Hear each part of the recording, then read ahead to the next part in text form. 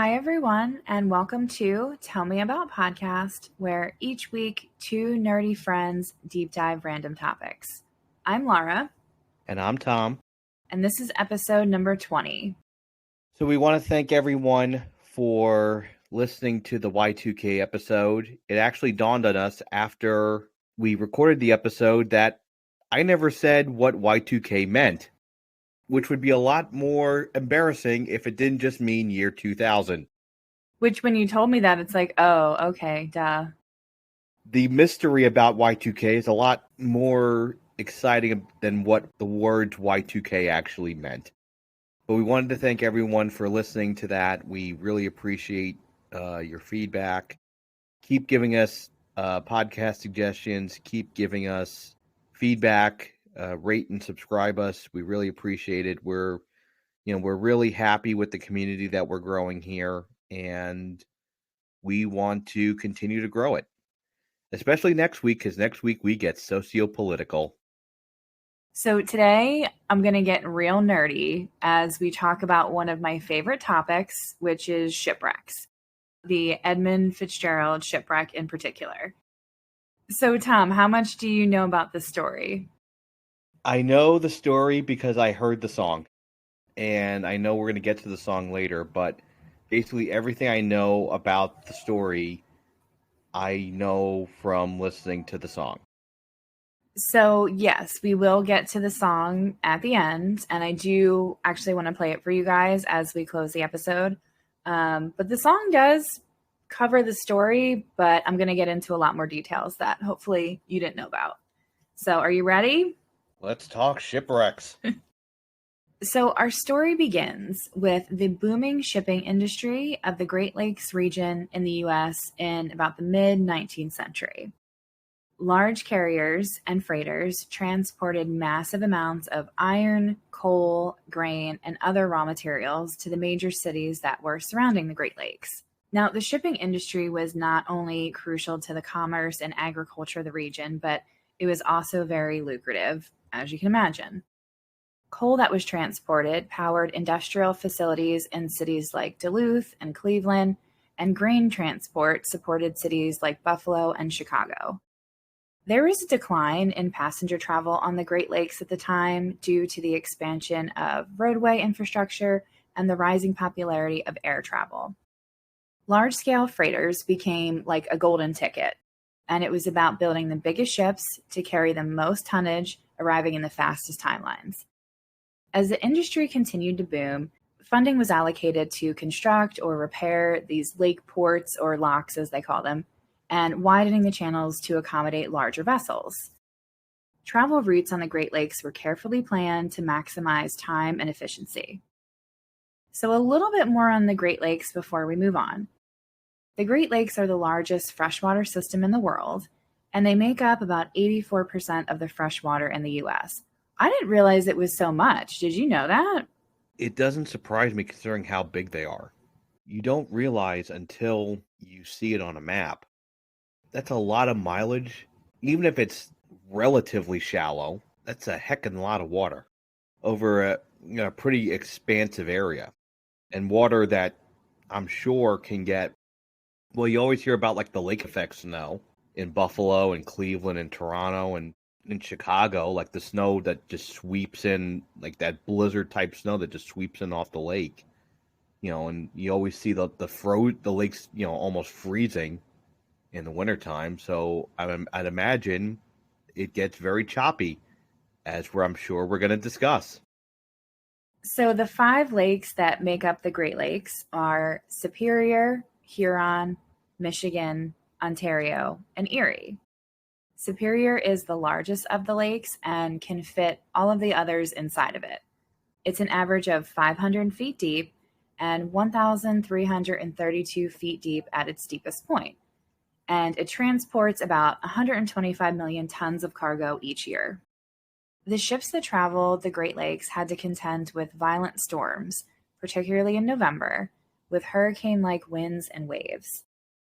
The Great Lakes is said to hold 6,000 to 10,000 shipwrecks, though the Lake Superior only claims about 350 to 550 of them. So It was interesting to me that for being the biggest of the five lakes, it has a small number of shipwrecks. I thought that was interesting. I don't think when you think shipwrecks, you're not talking about like ships colliding with each other. Not in the Great Lakes, no. No, and you're not talking about hitting, like the Titanic hitting an iceberg. You would think it would happen just with the sheer volume of boats and cargo that goes through the Great Lakes. And with how rough the water and the weather can get in the wintertime, you would think it would have happened more. Yeah, that was exactly my thought. So, one of those shipwrecks at the bottom of Lake Superior is the focus of today's episode. In February of 1957, the Northwestern Mutual Life Insurance Company of Milwaukee, Wisconsin, ordered what would be the largest ship on the Great Lakes at the time for $8.4 million. Building began in August of 1957 and was completed the following year in 1958. There was a lot of buzz around the time of construction as people anxiously awaited the completion of this massive ship. Named after the president and CEO of Northwestern Mutual, the Edmund Fitzgerald measured 729 feet long, which was 1 foot less than the limit for a ship on the Great Lakes at the time. And it was only 75 feet wide. So I'm going to show you a picture of it. It was very, as you can imagine by those measurements, it was very long and very skinny. So that's going to matter when we get to what happens. That's a long, skinny boy. So for our listeners, you have the bow and the stern kind of like coming up at each end. And then there's a long, low, flat, straight deck, as they called it, all in the middle. And all the cargo that is shipped is stored in that part. I've never seen one that long before. Oh, God. The Edmund Fitzgerald weighed about 13,600 tons and could carry up to 26,000 tons of cargo in its hold. The interior of the ship was described as lavish, both for guests and crew. They had air conditioning, personal showers, and leather recliners. There were fancy staterooms for corporate guests, and the ship boasted advanced navigation, radio, and communications equipment for the time. Edmund Fitzgerald was not only said to be very proud of his namesake, his family had notable investments in the coal and iron industries. The ship was literally going to be a cash cow for them. I know how you feel about that shit. I can go on an absolute rant about capitalism, but I am going to hold my tongue. You don't think it's convenient that his family had stake in the coal and iron industries? I mean, pretty much any family who did anything in America in the 18 and early 1900s had stakes in everything. Whether it was coal or iron or steel or the railway industry. We could do a whole episode just about company towns. Nothing really surprises me. The great quote unquote families that built the country really just the venture capitalist bros of yesteryear. Instead of wearing boat shoes and driving Teslas, they all had handlebar mustaches and wore top hats. So perhaps a little bit of foreshadowing during the ship's commission should have given the family a little bit of pause. About 10,000 people watched in awe as the ship was first laid into the water. Fitzgerald's wife, Elizabeth, broke a bottle of champagne across the bow of the ship, which was a standard ceremonial practice. It took her 3 times to finally break the bottle, which was considered to be very bad luck. The ship then slipped down the slipway and splashed into the water at a very dangerous angle, smashing into the dock and causing a massive wave over the pier. Onlookers described the ship as looking like it was trying to climb out of the water. One man was so affected by witnessing this that he had a heart attack and died. I mean, it's not as ominous the wife of Judge Smales in Caddyshack breaking the mast when she tried to break the bottle, but that's basically deck already flooded, guy dies from heart attack, boat literally trying to escape watery grave, and it hasn't even left the dock. And it's crazy knowing what happens to it. It's such an eerie thing.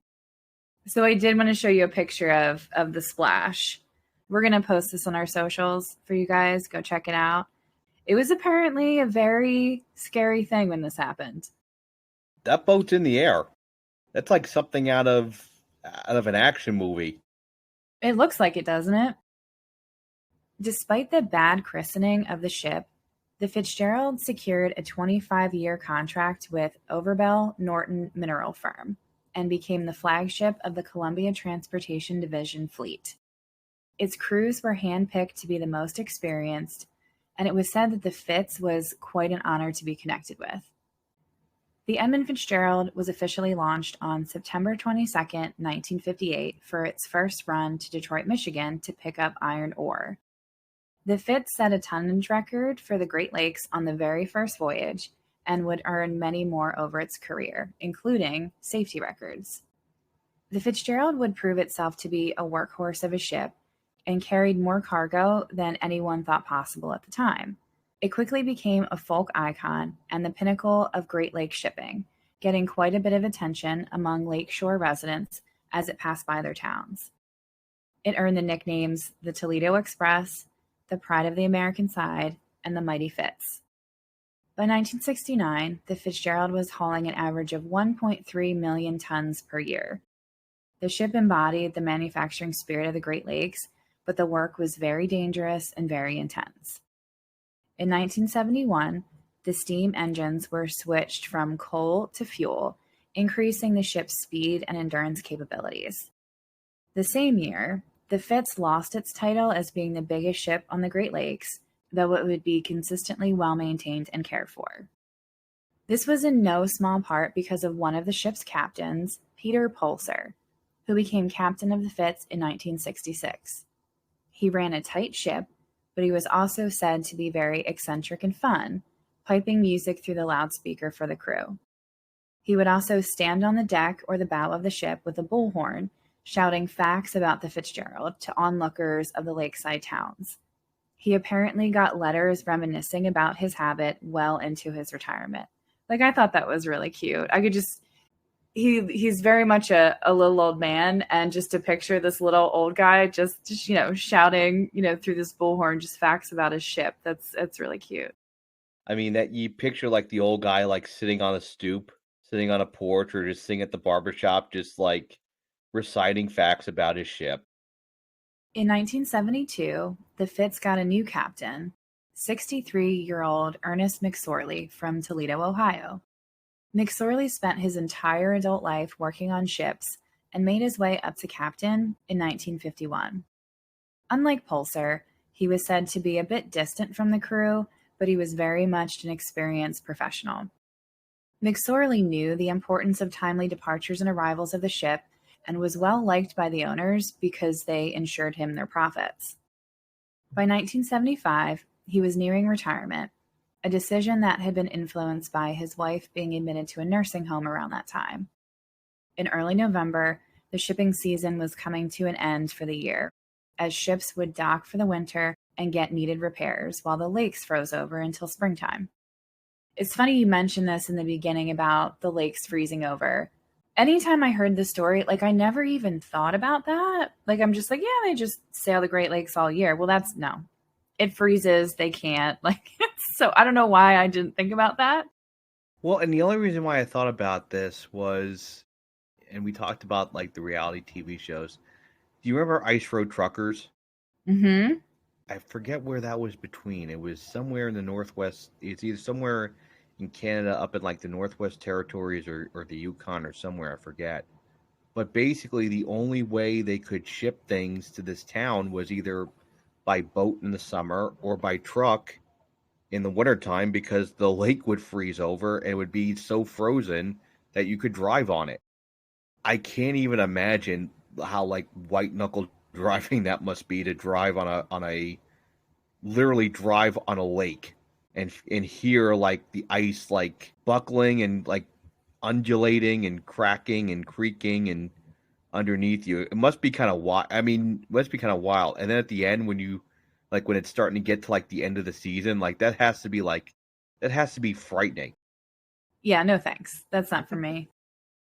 At this point in 1975, the Fitz was in its prime, reaching only about a third of its potential lifespan. It had made 748 round trips, traveling over 1 million miles. No one predicted that the Fitz was about to make its final run. Around 8 a.m. on the morning of November 9th, 1975, the Fitz was preparing to depart Burlington Moreland Railroad, Dock Number 1, in Wisconsin, to head across Lake Superior to Lake Huron to a port near Detroit, Michigan, carrying 50,000 gallons of fuel and 26,000 gallons of iron ore pellets, also called taconite. The loading process was very long and tedious, taking up to 6 hours, as the crew had to ensure a proper weight distribution of the iron pellets. If it was too much weight on either side, the ship would risk capsizing, and if the weight was too much in the center or the midship, the ship would drag along the bottom as it departed or eventually snap in two. Now, I watched this video of the crew loading the ship, and there was what looked like this horizontal traffic light, and it was used to indicate the proper balance of the ship. So if the Fitz was listing to either side, it would light up to indicate which side it was listing on. I mean, I guess you could see it, but if it was more subtle. And then if it was properly distributed, then the light in the middle would light up. So it was just really kind of cool to see. I'm sure the technology is much better today about how they do this, but it was just really neat to see them doing this and how it worked, and with the light system. It was pretty neat. It's kind of wild because it makes it sound like there is somebody's job to just run back and forth and just shift the load so that it's not listing to one side.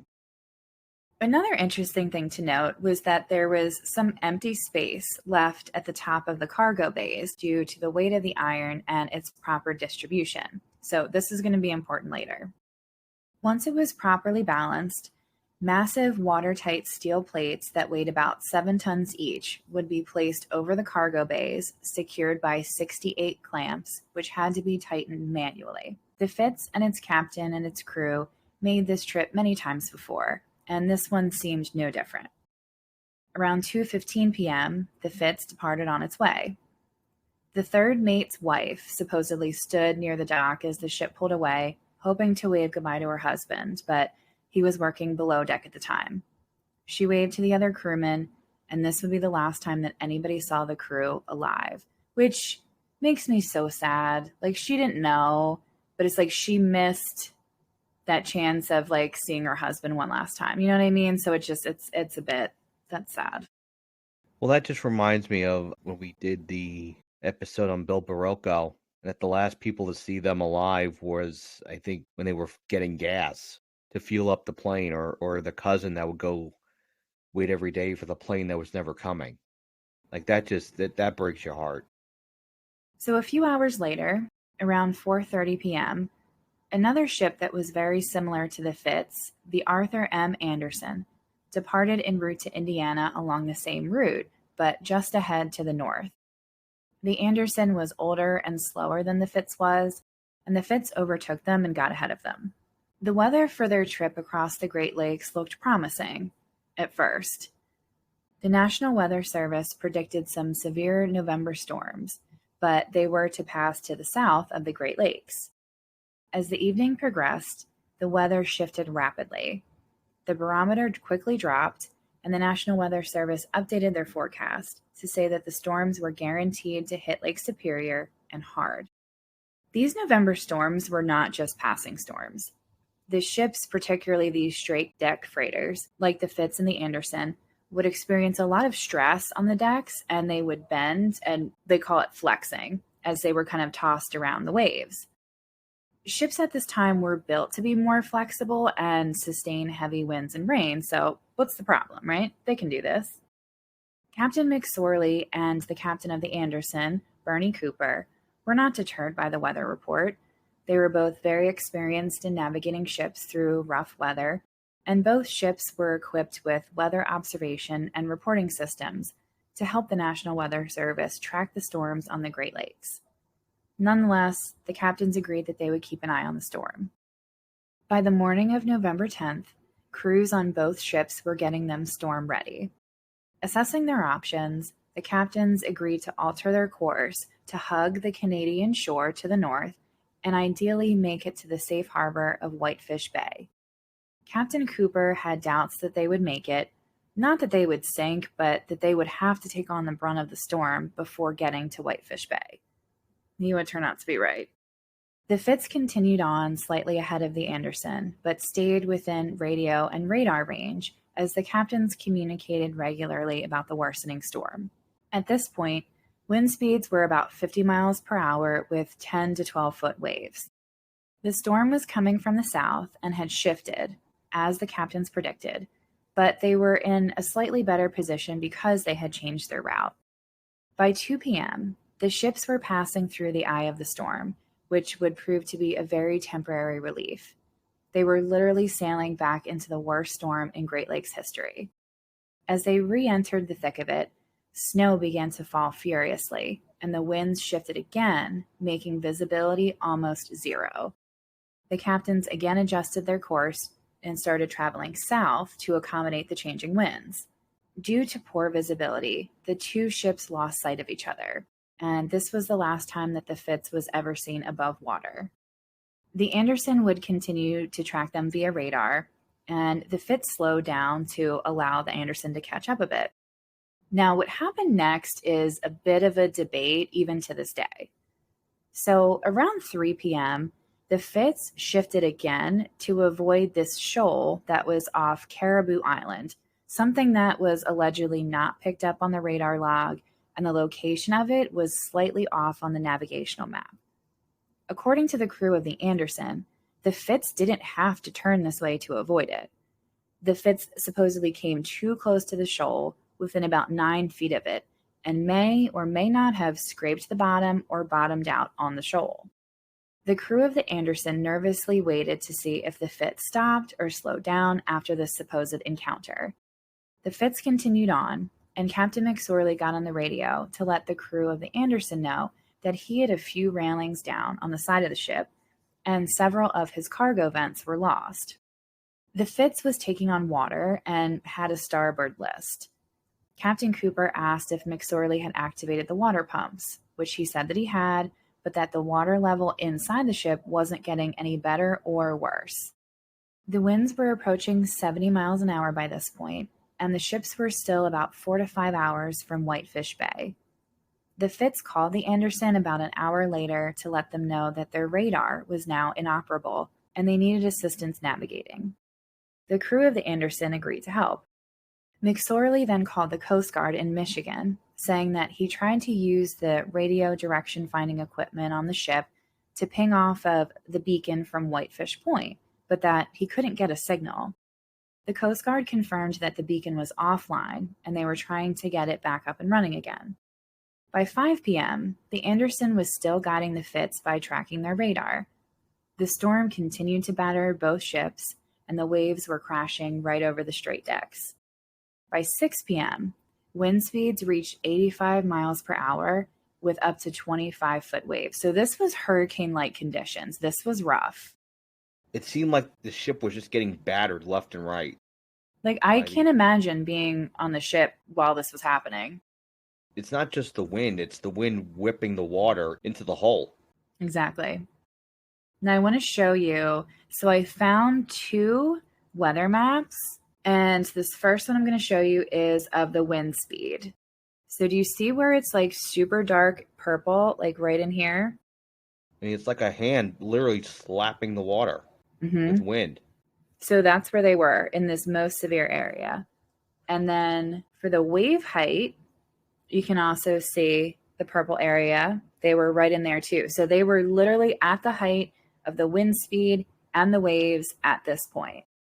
Now, when they took on water, was it just the water crashing over? Is that how the water got in, or did something breach?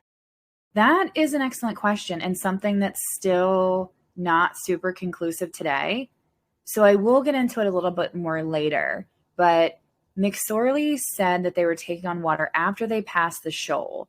So it is believed that he did damage the ship to some degree at that point, or the storm damaged the ship at this point and was able to knock off those hatch covers and let water in. So it was somewhere at that time, either the shoal or the storm. We're still not sure which one it was. I don't know if he knew what it was. For the storm itself to basically breach a steel hull, I mean, that's pretty fucking impressive.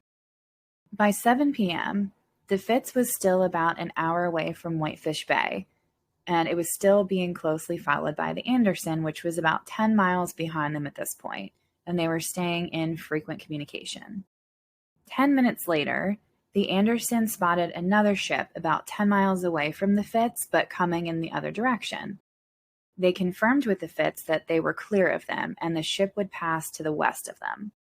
The Anderson crew asked how they were doing, and the Fitz crew replied, "We are holding our own." These were the last words that were ever heard from the Edmund Fitzgerald. As the snow started to subside and the visibility got a little bit better, the Anderson crew realized that they didn't see the Fitz ahead of them, but they could see other ships that were further out. At first, Captain Cooper thought that the Fitz just had lost power and he was keeping an eye out for it. By 7:20, Cooper couldn't find the Fitz on the radar and started calling them with no answer. He called another ship that was close by to ensure that his radio system was working properly, and it was. Cooper then called the Coast Guard to report his concerns, but received no follow-up about it. That really drives me nuts because he's reaching out, concerned about another ship, and the Coast Guard doesn't follow up. Like, I don't know what was going on that night, if they were distracted by other things with the storm, but these are 29 men that are in jeopardy here. Do you know what I mean? As always, it seemed like somebody dropped the ball. Yeah. Yeah, I don't get that at all. No one thought, that's peculiar. A ship was there, and now it's not. It did seem to take them a little bit to respond to this. So, yeah, it's just not that I think anything could have been done at this point, but it's just, again, that the timing of their response is disappointing. Yeah, to say the least. Captain Cooper also began calling other ships to confirm that they couldn't find the Fitz on the radar or make contact with them either, and they couldn't. At 8:32 p.m., Cooper called another Coast Guard division to again state his concerns, saying, quote, "I'm very concerned about the welfare of the steamer Edmund Fitzgerald. He was right in front of us, experiencing a little difficulty. He had taken on a small amount of water, but none of the upbound ships have passed him yet. I can see no lights as I did before, and I don't have him on radar. I just hope he didn't take a nosedive." By 9 p.m., the Fitz was officially declared missing, and the Coast Guard began a multi-unit search for the ship. Because of the weather conditions, it was really difficult to enlist others to help in the search. After the Anderson had safely reached the port in Whitefish Bay, the Coast Guard had asked him to go back out to help look for the Fitz. Cooper was reluctant at first, fearing that something would happen to his ship and his crew as well. He finally did agree and went back out to look for the lost ship. He was one of only a few of the nearby freighters that assisted on the search efforts that night. Like, I get it. I saw this documentary and it's really, really good. I can link it in our show notes. And it interviews Captain Cooper. And he talked about, he fully admitted, he's like, yes, I was hesitant to go back out there. Like, nothing against them or the ship. He's like, I didn't want my crew to die too, you know? So I get it. And I'm glad he did go back out there, but it's, yeah, I don't know what I would do. I mean, at the same time, it's the job of the captain, first and foremost, to protect the welfare of their crew. You know, it's kind of an interesting, I guess, ethical dilemma of, you know, whether humanity kind of trumps your assigned charge. His job is to worry about the safety of his crew. His job is not necessarily to worry about the safety of the Edmund Fitzgerald. That being said, the fact that they were in constant contact with them, doesn't that give him kind of a moral human obligation to go look for them? I would say probably, yeah. And I definitely agree with you there. I think that's a good point. And I do talk a little bit later about how something that really stuck with me throughout the story is how much the two ships worked together and how much the Anderson was willing to help the Fitz. And it's just, again, I get his hesitation. I'm glad he did go back out, but yeah, it's not an easy decision or easy thing, you know. And no, and it's those types of decisions that really kind of define someone's humanity to an Mhm. extent. It's making a decision, it's being selfless, it's putting others in front of yourself. Helicopters and rescue vessels conducted a massive search of the area, but none of the crew of the Fitzgerald were found dead or alive. The next morning, a few clues were found. A mangled lifeboat from the Fitzgerald, as well as pieces of life jackets, oars, and air tanks were found. A small oil slick was found on top of the water in the same area. There was evidence that the lifeboat was still locked in its cradle on the ship when it detached. So that tells me obviously there wasn't time, or they didn't release that lifeboat to try to save themselves, you know. Yeah, I would agree with that. 4 days after the Fitz went missing, an aircraft carrying side scan sonar detected two large objects at the bottom of Lake Superior. It wasn't officially proven that it was the Fitz until the following May, when an unmanned water vehicle went down to the wreck site and confirmed it. The Edmund Fitzgerald sits in 530 feet of water, a few miles shy of Whitefish Point. They were so close. That's what gets me too, is they were so close. I think what's wild is when you think about miles in terms of like driving or walking, that's one thing. But even just a couple miles on the ocean feels like an eternity. It doesn't seem like they were that close, but they were. When you think about the whole thing of, well, it's quote unquote international waters are 6 miles out. That's always the trope of like, once you get 6 miles out, there are casino boats and, everything that's like this just lawless place, international waters. And then you think about it, 6 miles isn't that far. 6 miles is 10 minutes of driving, basically. And I think just because of how vast it is when you're out there, because when you're out there, you don't see it. It's just all flat. You know what I mean? And it's just all kind of this homogeneous landscape. It makes things seem a lot further than they really are. And that's the wild thing about it is they almost made it. Now, the wreck is split in two, with the bow and stern about 200 feet from each other. The bow is upright with an impact area in front of it on the bottom, and the stern is flipped upside down at a bit of an angle with a massive debris field between them. And I'm going to show you a couple pictures from the wreck site. And to me, and this is part of the reason I find shipwrecks so fascinating, is when you see the pictures of it under the water. It always has that like bluish green tint to it, you know what I mean? And it looks very creepy. It's very ominous and creepy, and there's something really interesting about it. So that is part of the bow under the water. And then that is the stern upside down. Upside down, that's even wilder. And you can see, if you can see this, you can see how it's separated and how the stern's upside down. That's wild. Yeah. Like I'm trying to fathom in my mind how a storm could literally snap a boat in half. That's going to be a discussion point. We will get there. There's a lot of controversy around how that happened. The National Transportation Safety Board, or the NTSB, and the Coast Guard launched this massive investigation to determine what happened to the Fitz. They interviewed eyewitnesses from the Anderson, the dock loaders, and past crewmen of the Fitz. They reviewed weather reports, inspection records, and logs from other ships around the area that night. It was supposedly the most thorough investigation of a shipwreck on the Great Lakes. Months later, they released a report with the conclusion that the clamps on the hatch covers failed or were not properly secured, leading to a steady flooding into the cargo hold. As the Fitz weathered the storm, water filled the ship, starting with that empty space, as I mentioned, above the iron ore pellets. The ship became increasingly unstable and sank below the waves. though many people disagree with this report's conclusions, myself included. The president of the Lake Carriers Association, former Coast Guard Vice Admiral Paul Trimble, wrote to the NTSB and Coast Guard arguing that their findings were wrong. Others made multiple dives to the wreck to thoroughly examine the ship, looking for damage or stress points to help explain what happened. It still yielded no conclusive answers.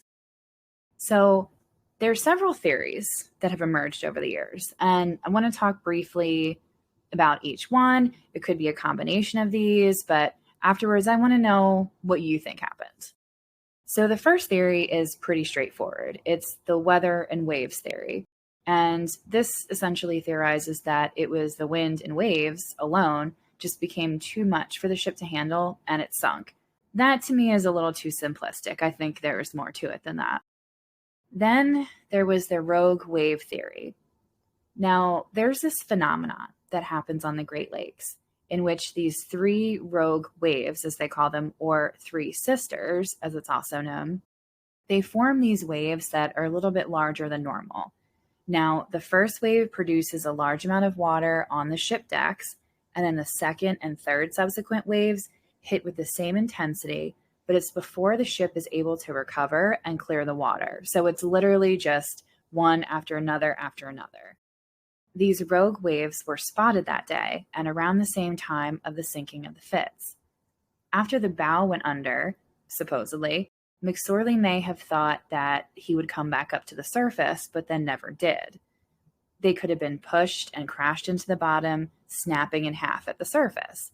And that would explain the impact area in the front of the bow. This would also explain why there was no distress call. Either it happened so quickly, very sudden, or catastrophic, or McSorley thought that he could recover. I'm still not really sure which one it is. I tend to lean more towards it was more sudden and catastrophic. Well, and that would make sense because if the three waves, if it's hitting on the same side, the momentum is going to push the ship on its side. It would almost kind of capsize it. And there's this animation, and if I can find a good video of it, I'll put it on our socials, where you can essentially see how this theory works, and the bow just kind of crashes in, and like you see the stress of the middle of the ship as the bow crashes, and it just snaps at that point. It almost just becomes like the Titanic. It's straight up in the air, snaps. The third theory is the cargo hold flooding theory. And this was the theory that was concluded by the NTSB and the Coast Guard investigation. So again, either the hatch clamps were not properly secured or got damaged in the storm. And the water, in this theory, the water quickly filled the ship. And the final plunge was very quick and without warning. It was later found that most of the clamps were in perfect condition. Captain McSorley did note that they had lost a few of the hatch covers as they passed that shoal near Caribou Island. If that theory is true, then you would think that they would have sunk a lot sooner than they did if it filled so quickly after this impact. So this theory is not generally believed to be what happened. Kind of off that, you have the shoal theory, which does require you to believe that the Fitz was damaged by the shoal that was nearby. Either it damaged the hull or they completely bottomed out. I think McSorley would have known that, and I think he would have communicated that to the Anderson. The fact that he didn't, either he didn't know or it didn't happen. I don't know. Well, and also, too, if it was damaged, depending on where it was, you would think someone would have noticed it. And they never said if they figured out where the source of the water was coming, as we were talking about before. Like, was it from the bottom? Was it from the top? From the cargo vent covers? Like, I don't know.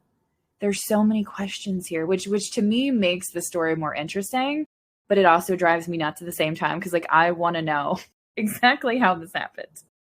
So the shoal was examined shortly after the confirmation of the Fitz's location, and no evidence of the impact could be found on the shoal, which I'm not sure how you do that. Like, how do you look at every inch of that shoal to see if the Fitz possibly hit that? It seems impossible. Now, I'm not a lake expert, but you know what I mean?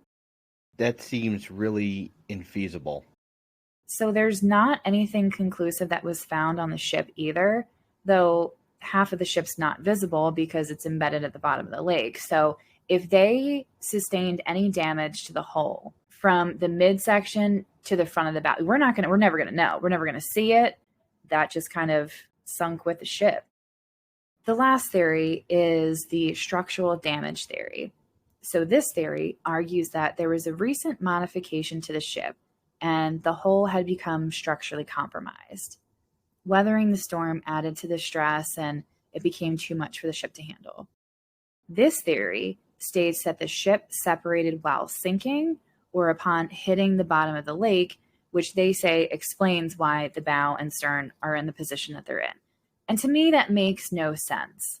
Like, maybe if it broke apart as it was sinking, but remember, it's only 500 some feet down. Like, it's not that far down, first of all. And this was a big ship. And then if they're saying that it broke apart once it hit the bottom, it would have to... It'd have to be sinking like a rock. If it's sinking like that, by the time it hits the ocean floor, it's not going that fast, relatively speaking. Like, yes, it has mass, but it doesn't. It's not going to have the velocity to cause that sort of impact damage. And what gets me is that if it broke upon impact, the stern part of it would have had to bounce back up and then flip over and land upside down. I don't think with as heavy as it was that this thing was bouncing and flipping, in my opinion. The ocean floor isn't a trampoline. It's not. The most likely scenario to me is that it was already snapped as it was sinking. Another part of this theory is that Captain McSorley did not care for the ship as well as previous captains did. Repairs to the ship that were needed were just patched up, and McSorley pushed the ship to prevent delays that would impact revenue. The crew was unfairly, in my opinion, judged for this alleged complacency with the maintenance of the ship, and that was never conclusively proven. So, several questions that remain unanswered. One, obviously, what is the exact reason that it sank? Why was there no distress call? Did it happen quickly? Again, it must have happened quickly. How were the other ships able to weather the storm? Why did it break and land the way it did? There's been so much speculation and argument about what happened to the Fitz over the years. It's actually been called the Titanic of the Great Lakes, in part due to the fact that it is the largest known shipwreck resting at the bottom of the Great Lakes, and it was also the biggest financial loss taken by the industry. Not only did the sinking cost them $24 million, several lawsuits were filed by the family members of the crewmen. I don't know if they won those lawsuits. I do think that they were paid out something by Northwestern Mutual, I want to say. I don't know how much, but I think they paid them something. I would hope so. In 1994, during a dive to the wreck site, a body of an unidentified crew member was discovered near the bow of the ship, wearing coveralls and a life jacket made, in part, of cork. Now, this fact makes me think that they had some knowledge that they were in serious trouble towards the end because, again, I don't work on a ship, but if they're to the point where they're putting on life jackets, like, they knew something was going to happen. You know what I mean? No other bodies were seen during other dives to the wreck, although divers weren't able to fully access the interior of the ship. Now, reports and pictures of this body that was found was circulated after that dive, greatly upsetting the family members of the crew, as you can imagine. I would be very upset myself if this happened, if one of my family members had died in the shipwreck. And not saying that that was my family member that was the body, but it's gross. Yeah, it's gross. It's gross. It's obscene. And what I was going to say before is I have more questions than answers. It's such a mystery, and that's a big part of the story too, and the fascination around this. So in 2005, the Ontario Heritage Act prevented any more dives to the wreck site of the Fitz, designating it a burial ground. And I'm glad they did. As much as I, again, love shipwrecks and these stories and love to see pictures and videos from this, there is something in that, let's just leave it alone. This is essentially a graveyard. So I get it, as fascinated as I am by it. A year after the wreck, Gordon Lightfoot wrote a now famous song describing what happened to the Fitz after reading an article about it. Now, as I mentioned, we're going to play that song at the end of the episode, so stay tuned for that. One line of the song refers to the lake that never gives up her dead, meaning that the bodies from the shipwrecks never float to the surface and remain intact within the ship on the bottom of the lake. Now, this happens for two reasons. One, the water is so cold on the Great Lakes that it affects the buoyancy of the bodies, keeping them at the bottom. And two, bacteria is unable to grow in such a low temperature of water, and the bodies aren't consumed by it and eaten up by it. Now, there are other shipwrecks on the Great Lakes where bodies are confirmed to still be intact and preserved decades and decades later. So it's such a creepy thing that they're just frozen in time. It's overwhelming to think about. A little interesting tidbit about Lightfoot too. So he had written this song based on reading a Newsweek article about it in 1975. So basically, he saw an article and was just like, "Okay, I'm going to write a song about it." And so it becomes one of, if not arguably, his biggest hit. Now, he had other songs. He wrote a song about the Detroit riots in the 60s. His biggest hits were in the 70s. There was a song called If You Read My Mind. There was another song, Sundown, that's, sundown, you better take care and find you creeping around my back stairs. But really, the Edmund Fitzgerald became his biggest hit, and it also became a song that was he became almost obsessive about it, and that he became very, very active with the family members. He appeared at, I think, numerous memorials or yearly memoriams. And I forget what part of the song, but there was a part of the song that I think it was the name of the cathedral in Detroit that he had gotten wrong, that the lyric had gotten wrong. He was apoplectic that he had done that, and he was extremely apologetic that he had gotten the name wrong. He'd become so synonymous with this, and he had been so respectful that when he passed away last May, the Mariner Church in Detroit that rings the bell 29 times actually rang the bell for him. The day after he died, they rang the bell 30 times. 29 for the 29 crew members and once for Gordon Lightfoot. A couple of things on that. So first, I thought it was very sweet how close he got to the family, and this wasn't just a song he put out there to make money. You know what I mean? He really cared about what happened and the people involved. That's first of all. Second, I didn't realize that he had written other songs about things that happened in history. Like I thought that the Edmund Fitzgerald was his only one that kind of reflected a real life thing. I didn't know that. A lot of his songs were based on his life experiences. In fact, the song Sundown was based on his volatile relationship with Kathy Smith. Smith would later become infamously the person who gave John Belushi his fatal drug overdose. And Sundown was about their relationship and about ending the relationship. So he was very much one of those singer-songwriters that really took from real life. And a lot of his songs were based on events that happened. Though we'll likely never know why it happened, we do know what happened. The sinking of the Fitz inspired new safety measures, including depth detectors on all large ships, safety suits for all crew members, improved navigation and communication systems for ships on the Great Lakes, maps and charts of the area were corrected, and the Coast Guard started a more rigorous ship inspection process. There has not been a shipwreck as deadly since then. So that's something. I definitely think that the lives lost on the Fitz saved future ones. At the very least, they did not die in vain. Now, in 1995, The Fitz's bell and anchor were retrieved from the ship, and a memorial was constructed on Whitefish Point. The bell was replaced by another with a list of all the crew members' names on them and placed at the wreck site. This did bring some closure to the still grieving family members. And I did watch, I think it's part of that documentary where Captain Cooper gives an interview. There's this ceremony back then after they raised the bell, and somebody from each family got to go up and ring the bell as they called the crew member's name. And it was very solemn.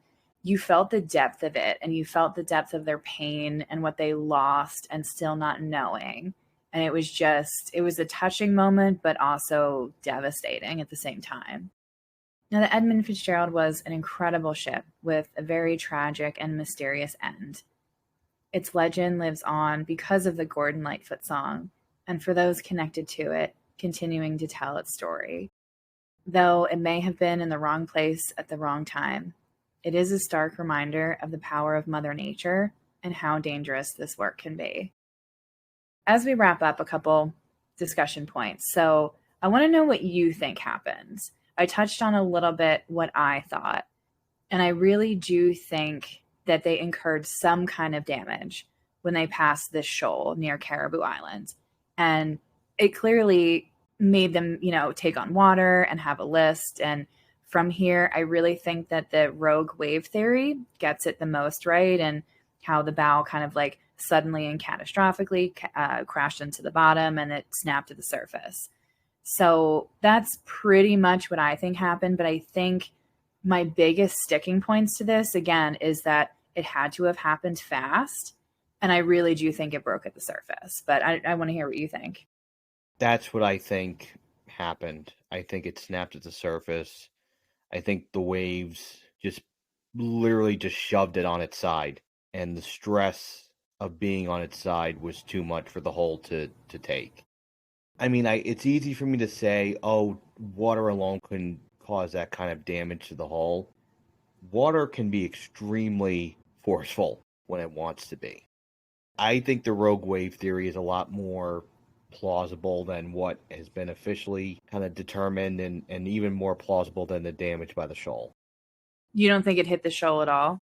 I don't know. I'm not sure if it hit the shoal at all, but I think the rogue wave theory is really, I think that's the one.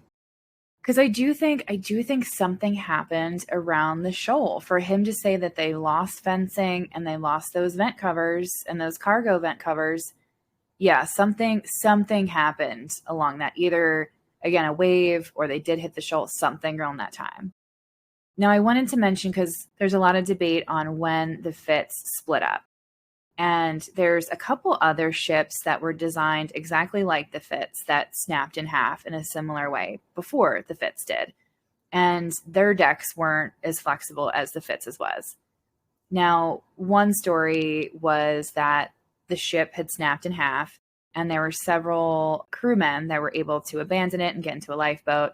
And they thought that they spotted another ship coming to rescue them, only to realize that it was the stern part of their ship still being powered by the steam engines, just like plugging along. So it's just I would have been like, to think that, okay, it's another ship, they'll see us, they're coming to rescue us, and then to realize that is the ass end of our own ship just continuing to plod along. It's crazy. Is it good that our ship is showing its ass? Right? And the video I watched showed a little animation of this, of like what would have happened. And it's like, what the fuck? That's a what the fuck moment. So my other question for you was about the captain. Do you think that he either did push the ship too hard, or think that he could handle it? Because it's like, by the time he knew he was fucked, like, it was too late. Like, what are you gonna do at that point? You know what I mean? If he knew it at all. I don't know if he ever got to the thinking that, yeah, this ship is going down. I don't know if he ever got to that point. When you become a captain, when you reach that type of status, very few people reach that type of status without some sort of integrated hubris or ego, bravado, hubris, whatever you want to call it. You don't reach that station in your profession without it to some extent. And so I'm sure there was not necessarily an ego that the ship could push it, but more an ego of, I know I can get this ship through. To succeed at that point requires a certain level of hubris and ego. And that's for any of us in any profession. Also, too, you have to remember this is 1975. Radar weather is a very inexact science. And so I think conditions changed very rapidly. I think once that happened, it was at a point where it was kind of too late to, at that point, it's almost like, well, we've gone too far now. We Yeah. have no choice but to push forward. That's something I thought about again. Like, I've known this story for a long time, just being the shipwreck nerd that I am. But as I kind of went through it again, it was like, why didn't they stop? Like, when it was getting bad, and they were too far from the shore, but like, why not on the 9th? Why not earlier on the 10th? Did you just get to any port? But again, I don't know if that was possible. I don't know if it was possible either. I think it was hubris, and I think it was also a lot of circumstances that arose very quickly that were beyond their or really anyone's control too. Pardon the pun. They kind of combined to create kind of a perfect storm and almost a unreplicable set of circumstances that spell doom. And I think because there is so much mystery around it, at least for me, like, it tends to make me think more about like their last moments and like what happened and what they were thinking, if they knew it all, you know. No, no, it's just very sad. So the one positive thing I feel like that came out of this is, as we said earlier, I really appreciate how the Fitz and the Anderson were kind of in it together, and the Anderson was helping them, navigate and stuff like that. And I like to see that camaraderie a bit, and I think the Anderson did what they could. But I wonder if the crew and the captain had any like survivor's guilt, like being able, because they were the older, slower ship, and you would think on paper they would be the ones to go. You know what I mean? But I wonder if any of them had that. I'm sure they did. I mean, I'm sure they did, but I also think there was also but for the grace of God go I. That it wasn't Because us too. one thing you kind of see is, this is kind of portrayed in the song, is that sometimes the lake just calls your number and it happens before you even realize it. No, I'm sure you agree that the decision to close the wreck site was the right decision, right? Absolutely. Yeah. Not even, that's not even it's shocking it took as long as it did. And like I said, as much as I love this shit, I do feel like you need to respect it. And if this brought any kind of peace to the family members, then absolutely. Yeah. As we wrap up, I just want to mention two of my favorite YouTube channels. And I did mention the one in our first episode about the Titanic is Historic Travels. He's great. Go check him out. He does a ton of different shipwrecks. And then another one is called Maritime Horrors, and they cover all shipwrecks and disasters and stuff like that. So it's not a super enlightening channel, but it's really interesting. They get into a lot of detail. The host of the channel is super knowledgeable. So if you like any of this stuff, if you want to know more, definitely go check out their two channels on YouTube. Okay, everyone, that's our show. So tune in for another episode from Tom next week. Tom, you want to give us a hint? Oh my goodness. We involve geopolitics, we involve negotiations, we involve gamesmanship, smashed ankles, totem poles, giving Soviet children gum, and one human being threatening to fight another human being by way of just hand signals. I could not explain this to you succinctly if I tried. I will need a full episode. All right, so definitely tune in next week for that. So please remember to rate, review, and subscribe. It really does help our channel. And like we said, we love our little community, but we love to grow even more. So please follow us on Instagram and TikTok at the Tell Me About Podcast, and send us comments and episode suggestions to the Tell Me About Podcast at gmail.com. And again, as we close, we're going to play the Gordon Lightfoot song, the Edmund Fitzgerald. All right, we'll see you next week, guys. Bye.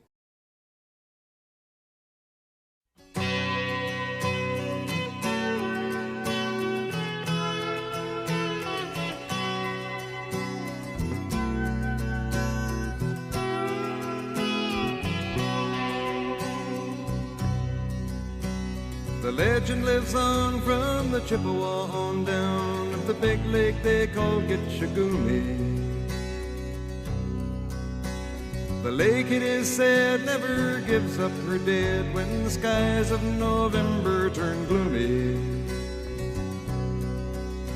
With a load of iron ore, 26,000 tons more than the Edmund Fitzgerald weighed empty.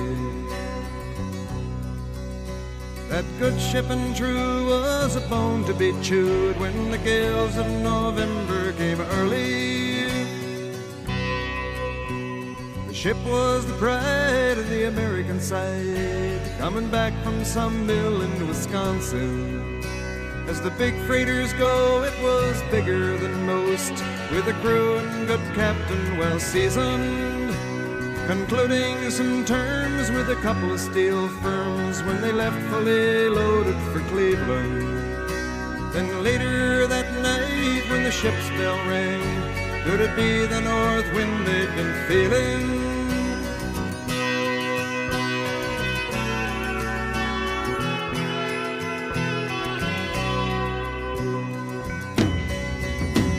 The wind in the wires made a tattletale sound, and the wave broke over the railing.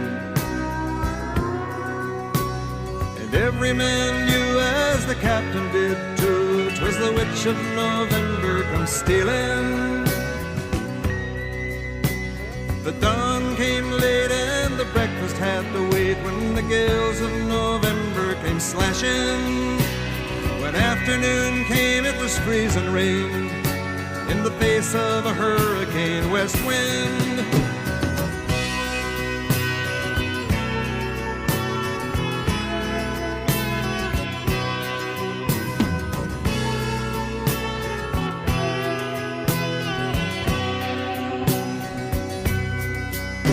When supper time came, the old cook came on deck saying, "Fellas, it's too rough to feed you." At 7 p.m. a main hatchway caved in. He said, "Fellas, it's been good to know ya." The captain wired in, he had water coming in, and the good ship and crew was in peril. And later that night, when his lights went out of sight, came the wreck of the Edmund Fitzgerald.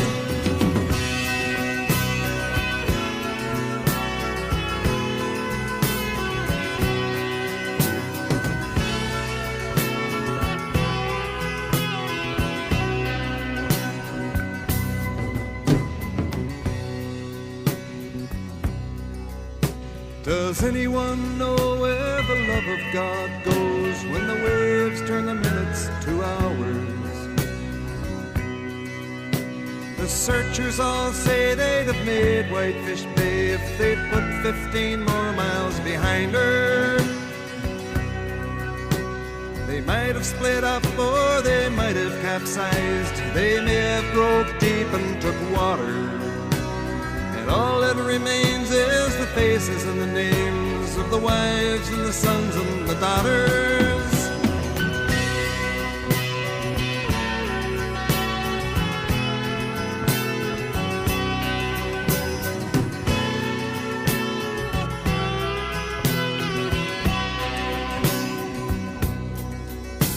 Lake Huron rolls, Superior sings in the rooms of her ice water mansion.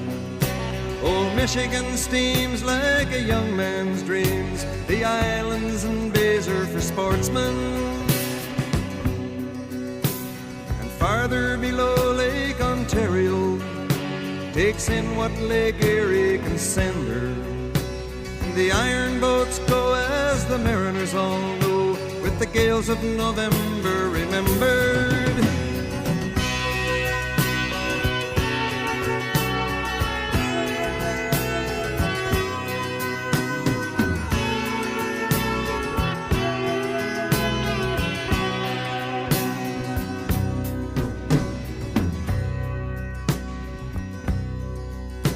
In a musty old hall in Detroit they prayed in the Maritime Sailors' Cathedral. The church bell chimed till it rang 29 times for each man on the Edmund Fitzgerald. The legend lives on from the Chippewa on down of the big lake they call Gitchagumi.